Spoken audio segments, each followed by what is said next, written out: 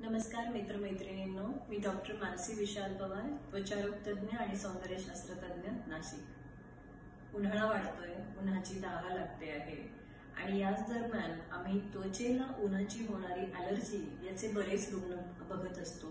So कशा पद्धतीने आपण ही ॲलर्जी टाळू शकतो किंवा ॲलर्जी झाल्यानंतर आपण काय ट्रीटमेंट करू शकतो त्यासाठीचा हा एक व्हिडिओ। आपण काय काळजी घेऊ शकतो ते आपण आधी बघूयात।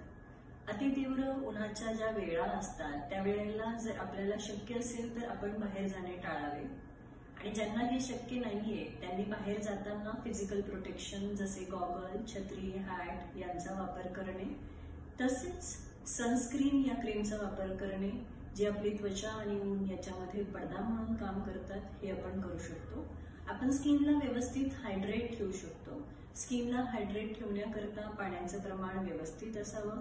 दिवसभरातून 10 ते 12 ग्लास आपण पाणी पिऊ शकतो आणि आपण काकडी, टोमॅटो, गाजर, सलाड हे आपण घेऊ शकतो त्वचेला तजेलदार ठेवण्यामध्ये किंवा आपण उन्हाची ॲलर्जी टाळण्याकरता याचा वापर करू शकतो। तसेच एखाद्या व्यक्तीमध्ये ज्या वेळेला उन्हाची ॲलर्जी जाणवते त्यावेळेला आपण प्रथमतः सनस्क्रीन या क्रीमचा वापर करणे गरजेचे आहे। तसेच आपण मॉइश्चरायझर जे स्किनला मॉइस्ट ठेवण्याकरता मदत करतात त्यांचा आपण वापर करू शकतो। स्किनला आपण कमीत कमी हाताळले पाहिजे। जेवढी आपण तिला कमीत कमी हाताळणार तेवढी ती नितळ राहील। तसेच व्हेंटिलेशन व्यवस्थित पाहिजे, हवा नेहमी खेळती असावी आणि आहारामध्ये जसे मी मगाशी सांगितले काकडी, टोमॅटो, गाजर तसेच थंड देणारे पदार्थ जसे दही, ताक, पन्हे, लिंबू सरबत इत्यादी देखील आपण घेऊ शकतो।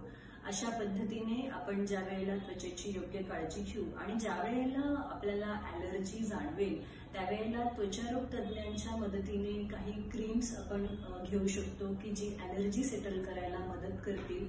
अशा पद्धतीने ज्या वेळेला आपण त्वचेची योग्य काळजी घेऊ किंवा तिला ज्या वेळेला आपण योग्य पद्धतीने ट्रीट करू त्यावेळेला ती अधिक नितळ आणि खुलून दिसेल।